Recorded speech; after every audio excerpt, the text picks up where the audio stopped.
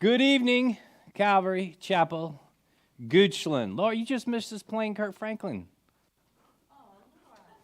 Amy was over here dancing, boy. She was. I thought I'd have to hold her back. Got a revival up in here real quick. I couldn't see Angelina. Come on. That's good. Yeah. All right. Tonight, we're heading back. Tag team. Tonight we're heading back into the book of Joshua. We are in the second chapters where we are. So if you have your Bibles with you, go to Joshua chapter dos, whatever. Deux. French deux. Chapter 2 of Joshua, starting with verse 1. As you're turning there, quick recap. We talked about last week how Joshua is a new book, but it is really a continuation of the book of Deuteronomy. I mean, we're looking at a new focus here and new things that are happening, but the difference is now we're reading about the promises being fulfilled, and we know that Joshua is going to be the one leading the Israelites to fulfill this promise of entering into the promised land. We read that the Lord came to Joshua and spoke to him and said, time's up. The 30 days of mourning for Moses is over. It's time to get up. We're going to send you out. We're heading over towards the Jordan. In 3 days, we will cross this Jordan River. And the Lord said, be strong and courageous. And we're going to hear this over and over and over again. But I assume that he probably would want that and he would need that because it's a daunting task leading 1 to 2 million people, especially when you don't have all the details of how you're going to do it. So Joshua calls the military commanders, right? Gets the military commanders together, says, hey, this is what's going to happen. We're going to go get all the provision, go through the people, tell all the people to get their provisions together. Now, I'm assuming that these commanders were like, time out, Joshua. What else you got? Because we're looking for more like, what's the equipment check? What's the people check? Can you just tell us what our role is going to be? Can you tell us about contingencies? What are we going to need? And then once we get into that promised land, what's the line of attack? What are we going to do? Especially since the flood, or the Jordan was on flood stage, it was overflowing its banks. So how in the world are they going to get across that? I mean, it's not like they can just fly over that, right? How are they going to get across that Jordan River? Not to mention how they're going to attack Jericho. That's the first thing up, right? Jericho. You can see it from where they are. You can see it. So that's where we're going next. Can you tell us a plan, Joshua? It's not like we can just march around it a few times and blow a horn and the walls will come tumbling down or something. So just tell us, Joshua, what are we going to do? Then we saw the 2.5 tribes that already received their inheritance on the east side of the Jordan said, hey, we're re-upping our commitment. We're re-promising you that we will fight. Even though we have our inheritance here, we will fight with our brother kinsmen until all the other tribes have received their territory. And we talked about this a little bit because the 3 tribes, the 2.5 tribes, really settled for good when God wanted great for them. They're going to struggle, and we're going to see that later in our text. But this is what they chose.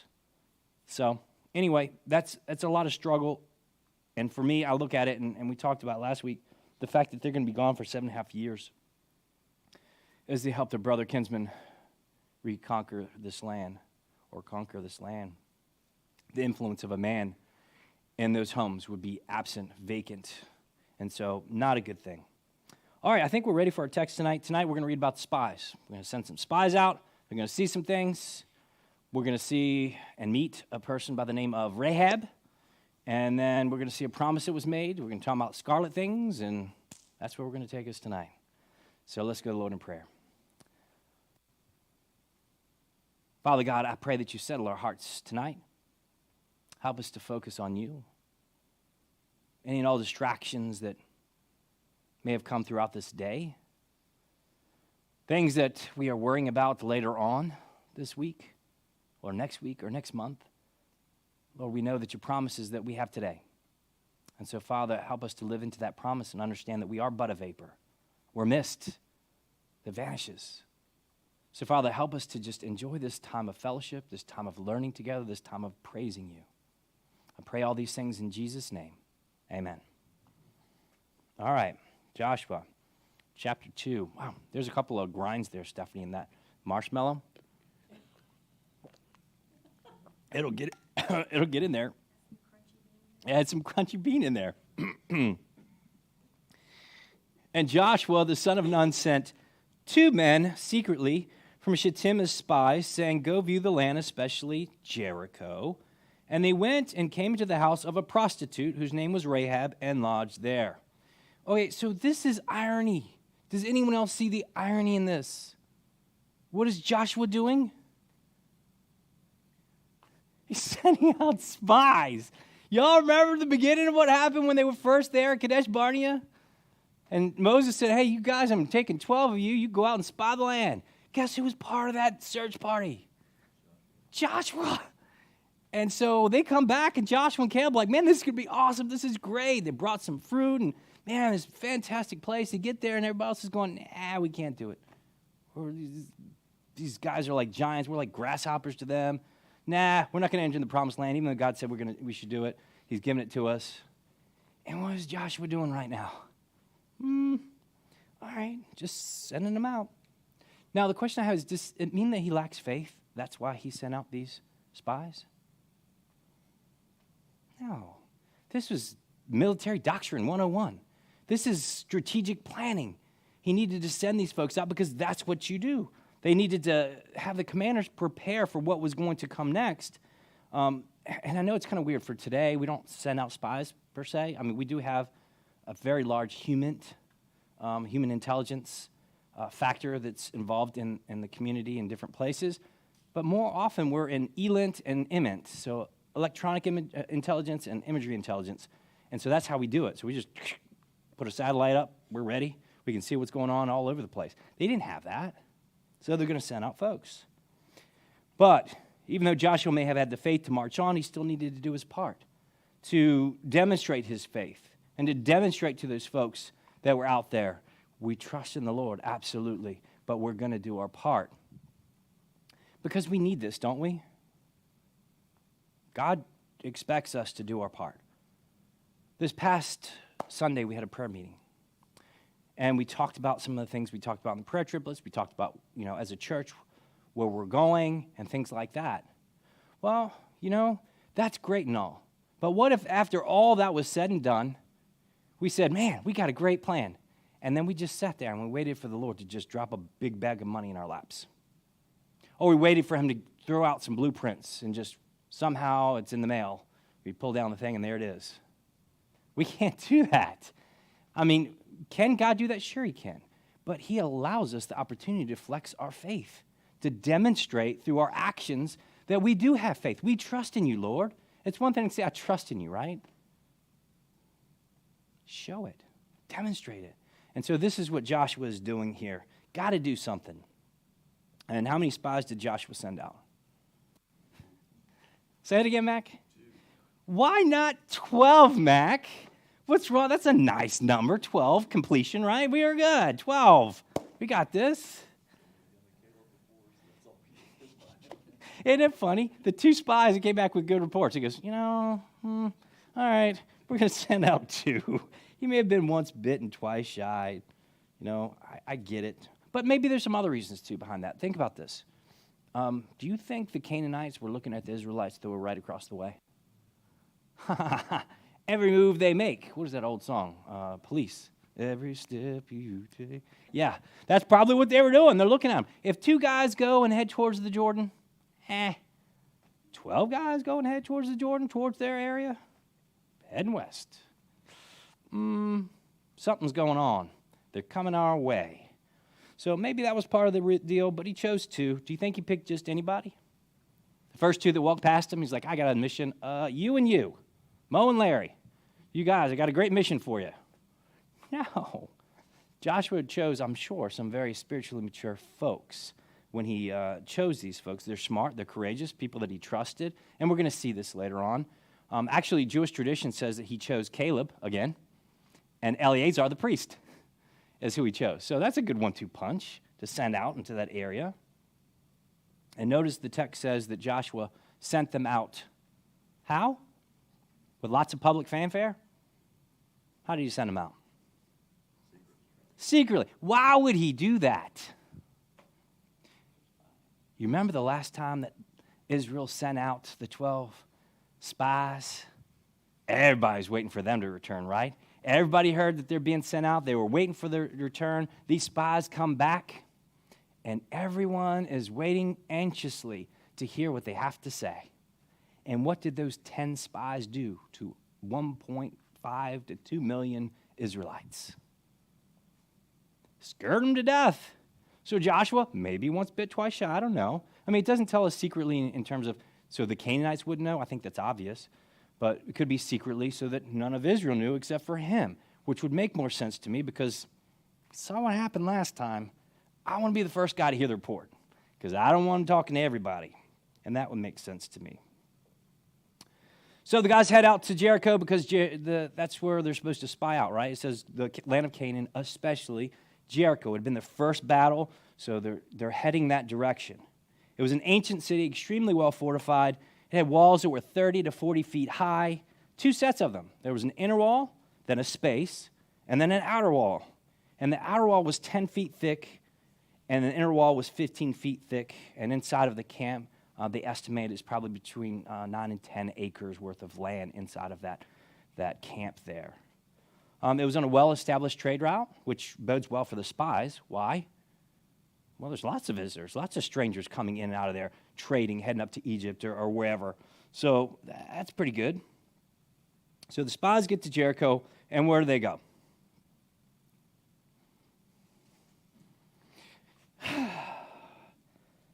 The home of a prostitute. Did y'all catch that?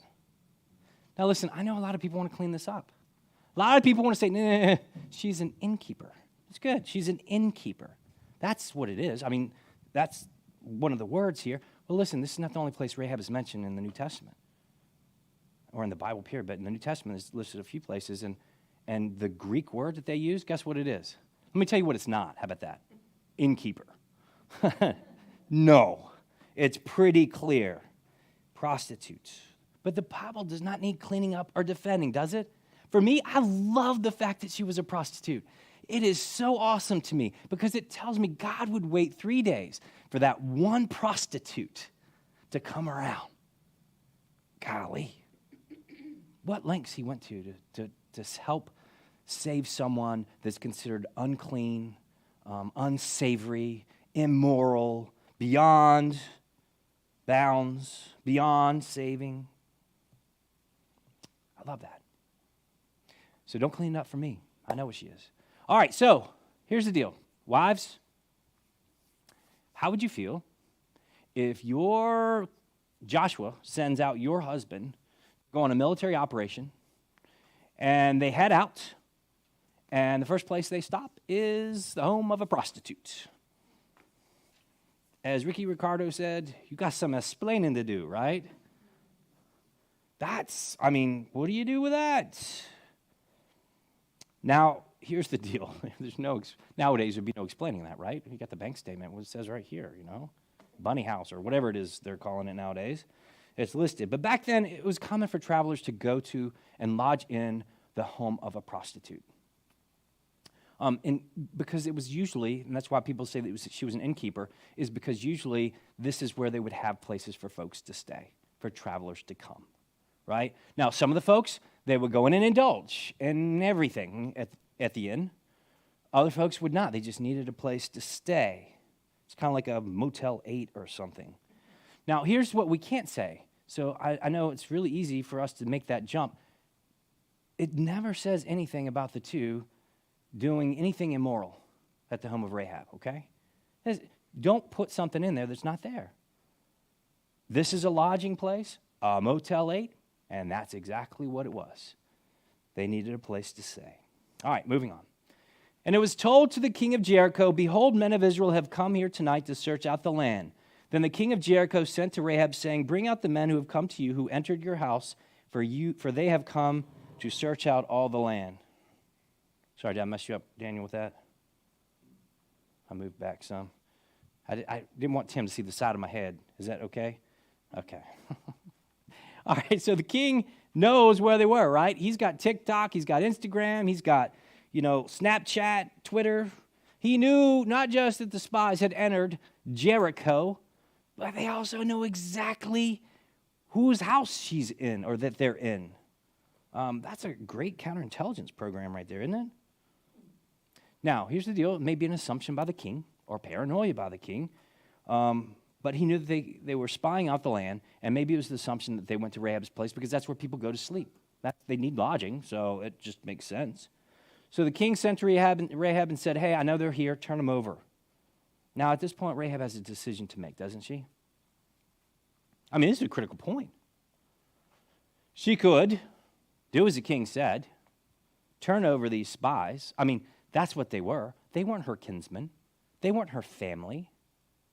They were spies, Israelites, who were coming to destroy Jericho. She could do the right thing, or at least according to the king, with some national, I mean, we could look at it and say, well, she had some national pride and wanted to help out her own people.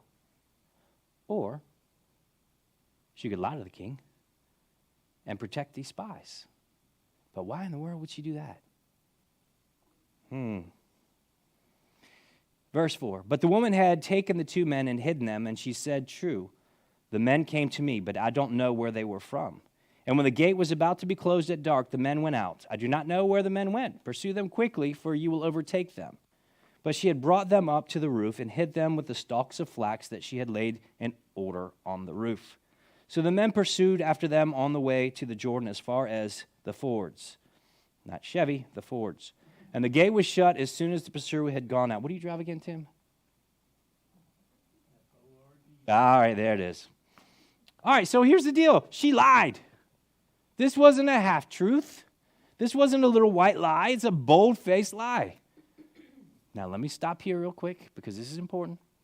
What we cannot read in this text is that God was okay with her lying, right? Does it say anywhere in there, and God smiled? Or God told her, or anything like that? Does that say that in here? She made that decision. No voice in the cloud. Maybe if she would have told the truth, a different thing would have happened. Maybe if she would have told the truth, God would have scrambled their brains. These are not the droids you're looking for, kind of thing, you know? I don't know. Maybe they would have been like, oh, these are the Israelites? We want to join too. I don't know what could have happened if she would have told the truth. But in this case, she made the decision about what was going to do. So don't justify a lie if you're caught in a lie or anything else like that, or even thinking about lying and saying, well, Rahab did it. Did God tell Rahab to do it?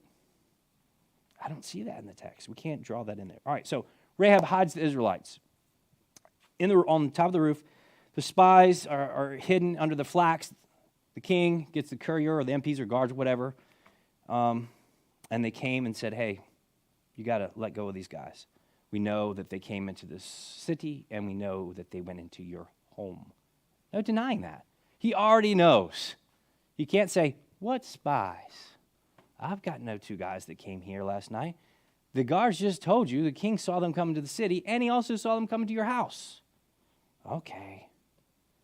So what did she do?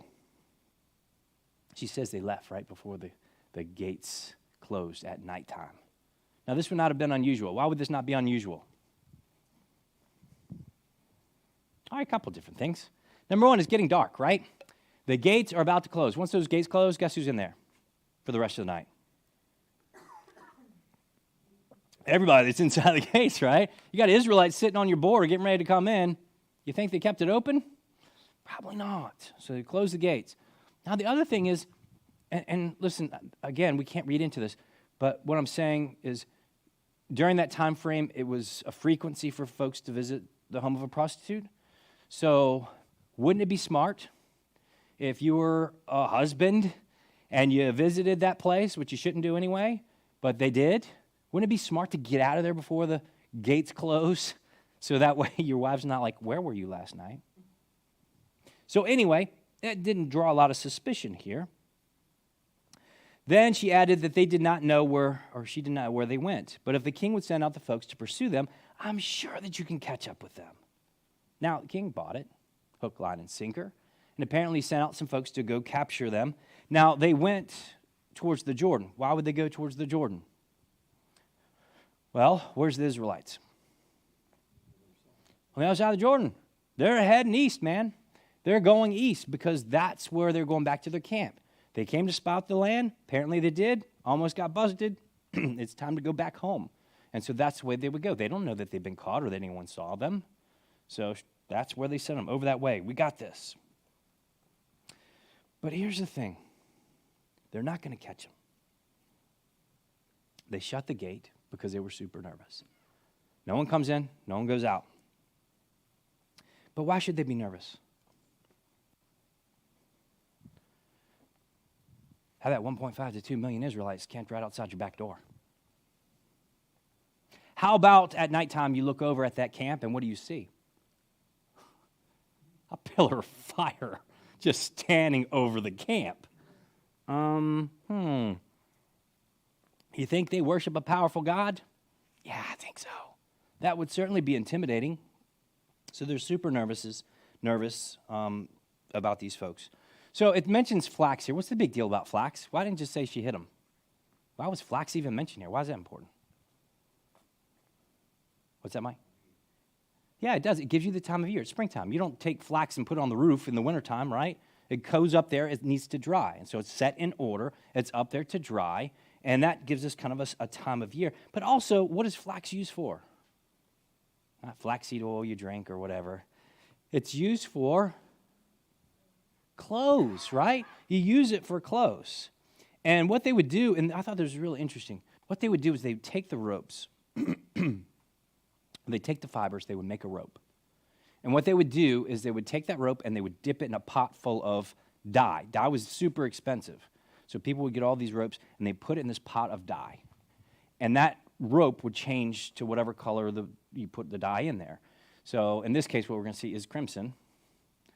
So you put it in there, and then you take that rope, and if you wanted to color something else, like you want to color your shirt or your pants or whatever, take that same rope, put it in water, put your clothes that you want dyed in there, and that rope will start to bleed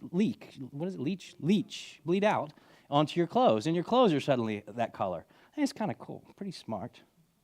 I bring this up because we're going to see that Rahab is going to need to demonstrate a signal that would tell the Israelites to save whoever was in that home. And the signal was, I know in our minds we get this picture of a thread, it's a rope. A rope. And the reason why I say that, and we'll get into it later, is it's the same rope that the spies climbed down over the wall.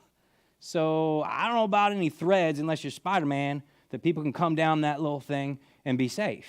It's a rope. All right, verse 8.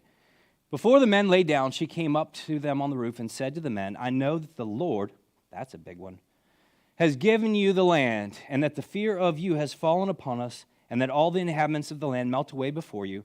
For we have heard how the Lord dried up the water of the Red Sea before you when you came out of Egypt, and what you did to the two kings of the Amorites who were beyond the Jordan, to Sihon and Og, whom you devoted to destruction. And as soon as we heard it, our hearts melted. There was no spirit left in any man because of you.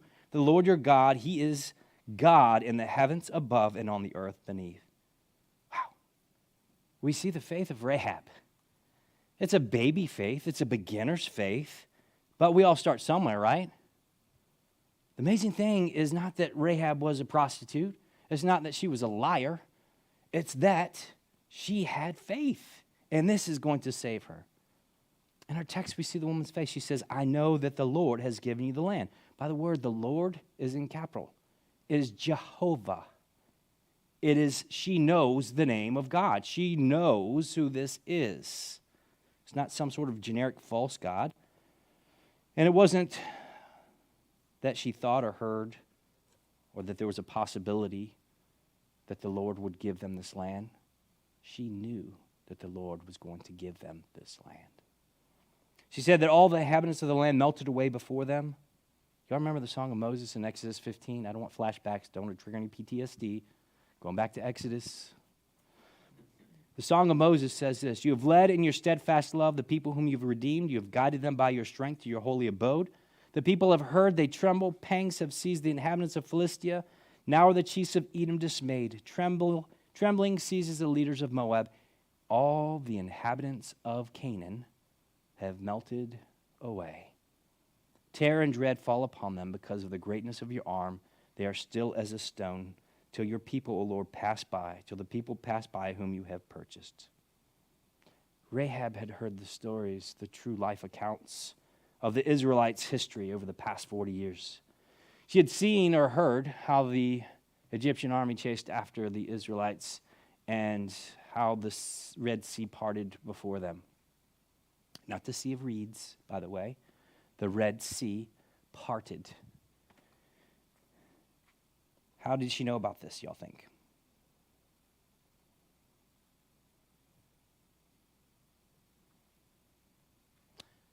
All right, so one idea or one thought is this. So what ends up happening is after the Egyptian army comes after the Israelites and they get all washed up. Come on, y'all, that was good. That was pun intended. They get all washed up. What ends up happening is another Pharaoh raises up later on, and he's still got a sore spot for what the Israelites did. He hears that the Israelites may be in Canaan, or those are the folks. So what does he do? He orders the Egyptian army out to Canaan, and he starts slaughtering people left and right. Okay, maybe Rahab was part of that. Maybe she was living there when that happened. And she asked the question, why are they doing this, Daddy? Kind of thing. Well, it's those Israelites, He thought we were Israelites. We didn't do what they did. And then she heard about how Israel whooped up on Sihon and Og. And remember, these are the Amorite giants. These guys were a pain. They were not only a pain to the Israelites, but they were a pain to the people of Canaan. So they probably cheered when that happened. But nonetheless, they heard about how Israel destroyed these pesky giants. And then in verse 11, Rahab said, "For the Lord your God, he is God in the heavens above and on the earth beneath." What else is there? That's faith. In the book of Hebrews, it says that Rahab was saved by faith.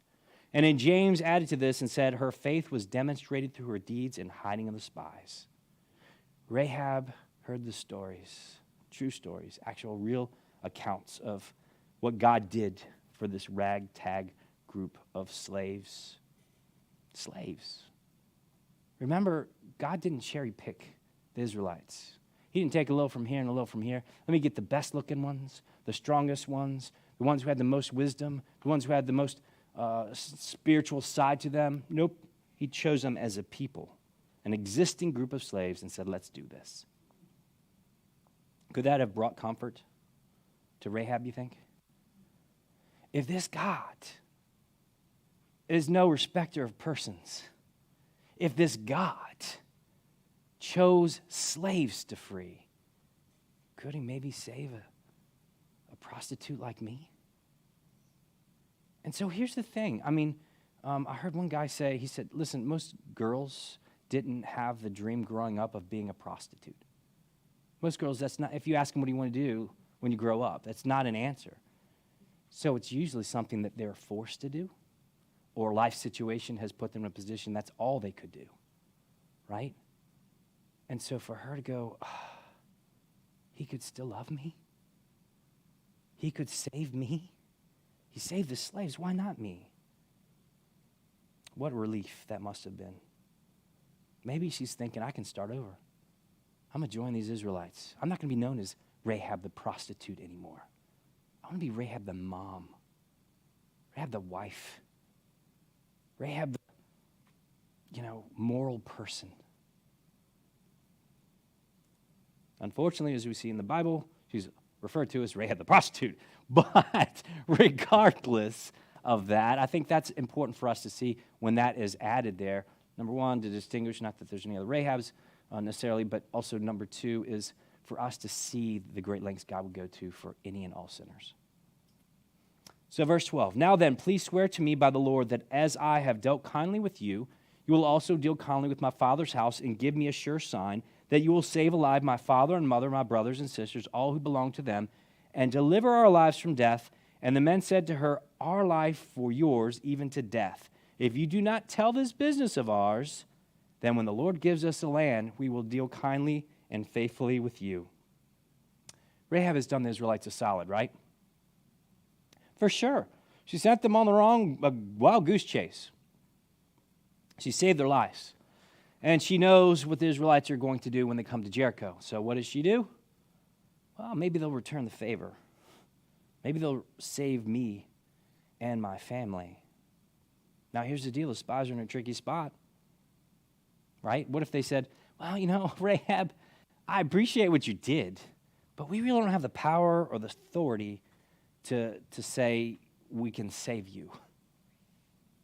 What would happen after that? What could happen after that? Rahab goes, oh, I understand completely. Guards, I found the spies. They're right here. That could have easily happened. They're in a tricky spot. What do you do? But I think it was more than that. I think Joshua chose some spiritual men that they knew. They heard the Lord's, what the Lord would want them to do. And so they said to her, sure thing, Jelly Bean. We'll give our lives before you die in the conquest of Jericho. But here's the thing. They add an addendum. And what is that addendum? You got to keep it quiet. You got to keep it quiet. If you're faithful, then we'll be faithful back. Now, what did that look like for Rahab? Did she not list out several folks in her family that she wanted saved? Mothers, brothers, fathers, nieces, nephews, all that good stuff. So where does that put her? How would this work out? They just told her not to tell anyone. How do you do that? So here's the thing. This is why this is a problem. Some of y'all are going, I don't get it. No, let me help. If she goes and tells the brothers and the dad, hey, here's the deal. Israelites are coming. Found a way to save us. I just need you all to be in my house, okay? I need that to happen. And when I tell you, you come running, okay? What do you think dad and brothers are going to do? They're from Jericho, not from Israel. There's a chance that they would say, oh, you know when they're coming? Oh, great. Get to Jericho. Let me tell you, I've got the plans. This is what's happening. You know, I'm a Jerichoan or whatever they call themselves. In my heart, this is where I was born and raised. My family's here, so I'm going to protect and defend this. But what if she waited until the battle started and kept quiet until they actually showed up? Do you know how chaotic it is in the midst of war? They call it the fog of war for a reason. You got husbands and brothers and sons all running every different direction to man their post. Can you imagine her having to try to get a hold of them? In the midst of, here they come, man your stations? No, don't man your stations. Come to my house. I got a deal. So she's in a pickle. Verse 15. Then she let them down by rope. By what? Okay, good. By a rope through the window, for her house was built into, catch that, was built into the city wall, so that she lived in the wall. And she said to them, go into the hills, or the pursuers will encounter you, and hide there 3 days until the pursuers have returned. Then afterwards you may go your way. Now, again, folks, I know the scarlet thread idea, I don't know. It's a rope. It's the same one we're going to see in a minute. Same one that they went down on, that's when it happened. It's a scarlet rope. Her faith, her salvation of her and her family was all dependent upon this scarlet rope. Is that not a picture of the scarlet blood that flowed from our Lord and Savior Jesus Christ as he hung on that cross and died for us? What a great picture. But let me also ask you this.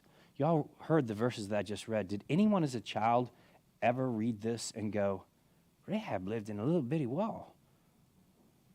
Thing is, she lived in a wall? Nobody? I'm just asking for a friend. It may seem weird to hear, she lived in a wall. Okay, that's kind of strange, but here's what that means. So remember I told you there's an inner and an outer wall, and between that was 15 feet or whatever it was between the first two walls. So what they would do is they lay out beams across those two inner and outer walls, and what they would do is they build the house on top of that. So she had a fantastic view, but imagine getting up to your house, coming back to your house, carrying groceries in your hand, making it up to the house. Yeah, that'd be interesting. So, tells the spies, head for the hills. Why the hills? That's the wrong direction, man. Because that's where all the folks are looking. They're looking where they're going to return. So she says, go up the hills, wait 3 days. How long? 3 days. How long? 3 days. Does that sound familiar? 3 days. Another picture of salvation. On the third day he arose. Waiting 3 days would ensure the lives of these spies would be secure. Verse 17, the men said to her, we will be guiltless with respect to this oath of yours that you have made us swear. Behold, when we come into the land, you shall tie the scarlet cord in the window through which you let us down? And you shall gather into your house your father and mother, your brothers, and all your father's household. Then if anyone goes out of the doors of your house into the street, his blood shall be on his own head, and we shall be guiltless. But if a hand is laid on anyone who is with you in the house, his blood shall be on our head. But if you tell this business of ours, then we shall be guiltless with respect to the oath that you have made us swear. And she said, according to your word, so be it. Then she sent them away, and they departed. And she tied the scarlet cord in the window. She tied what? As soon as they left, what happened? Okay. All right, so just in case Rahab didn't understand, they spelled it out once again. Here's our responsibility. Here's your responsibility. I can't imagine, again, the pandemonium of trying to gather everybody together. Now, they probably thought they had some time, right? These guys are on the other side of the Jordan. Why are they waiting there for so long? Jordan's at flood stage. How are they going to get across that? I don't see them building any bridges or anything else like that. I guess for two guys to swim across the Jordan, not a big deal. But when you got babies and mommies and you got the ark to carry across, that thing don't float. So what's going to happen here? So they told him again, listen, if anybody's outside of the house in the midst of all this and we kill them and it's your family member, it's not on us. But if there's anyone in your house that is killed by an Israelite, their blood shall be on us. So the deal was made. See, she had a responsibility, Rahab did, to share with her family, did she not? It's their salvation that's at stake. Don't we also have a responsibility to share faith with our family? It's a tough one sometimes, isn't it?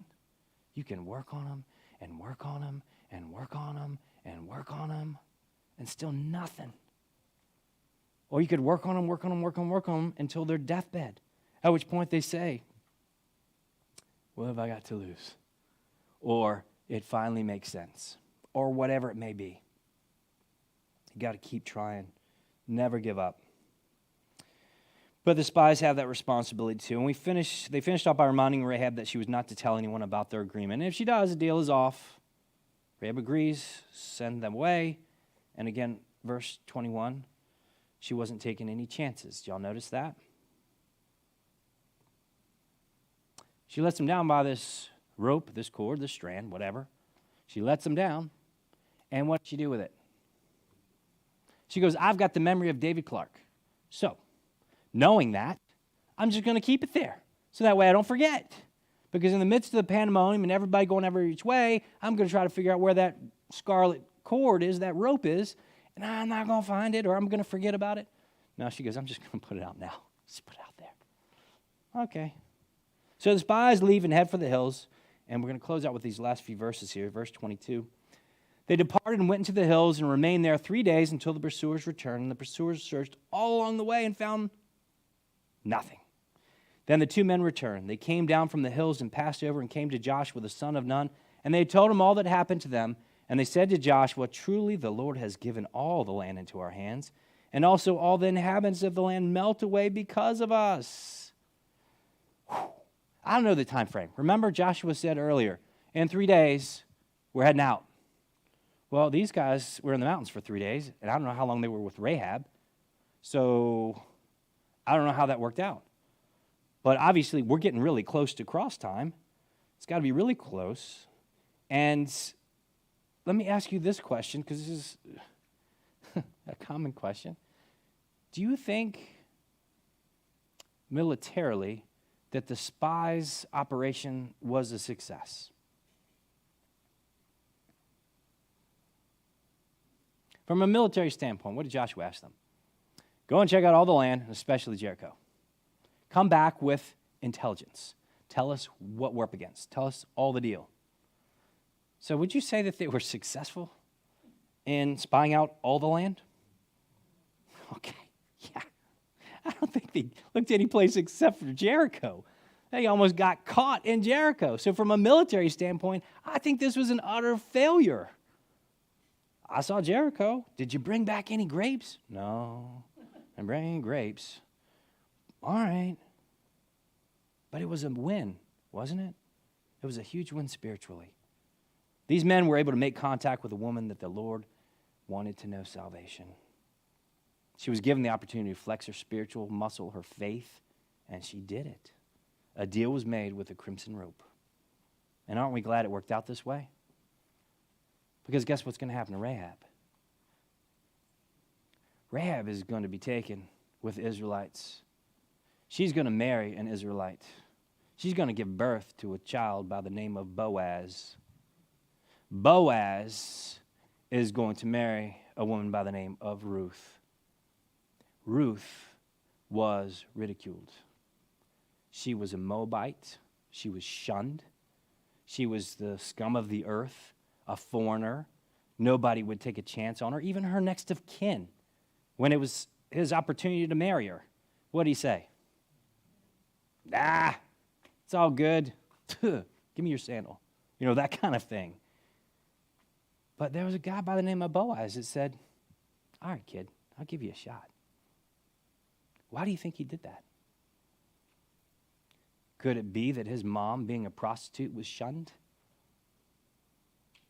That his mom told stories about how people would make fun of her and not extend grace or mercy to her growing up because she was a prostitute?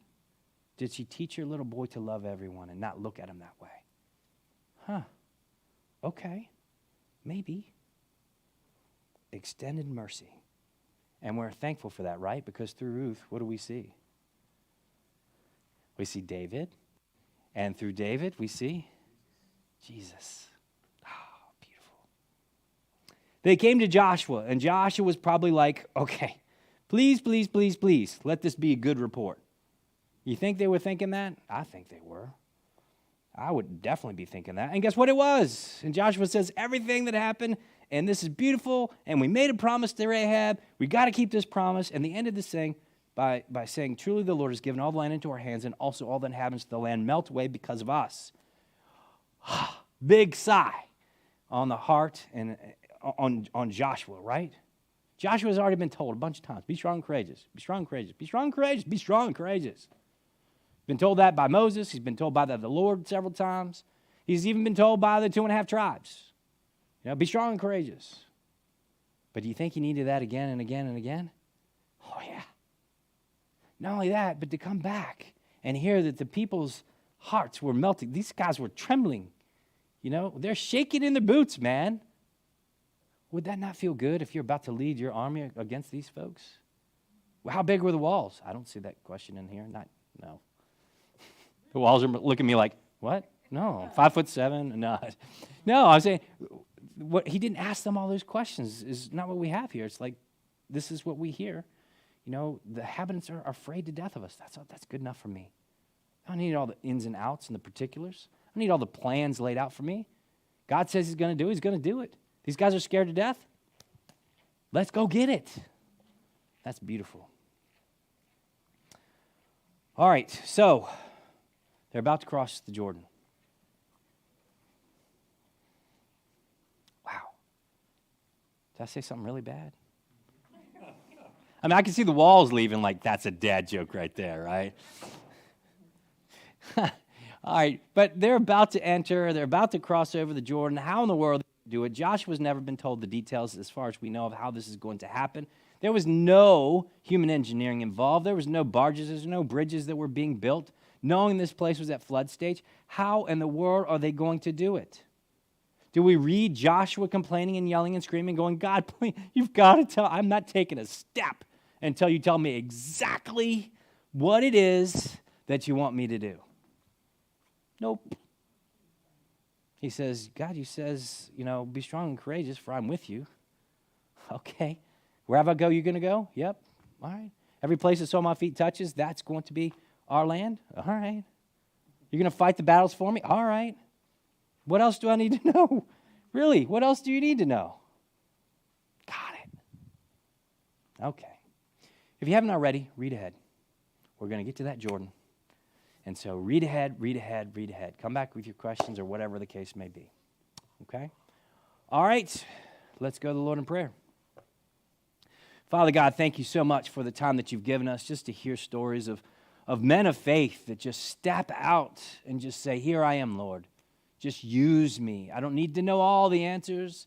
I don't even know some of the answers. I just need to know that you are who you say you are, that your promises are true, and by faith I will take out that first step.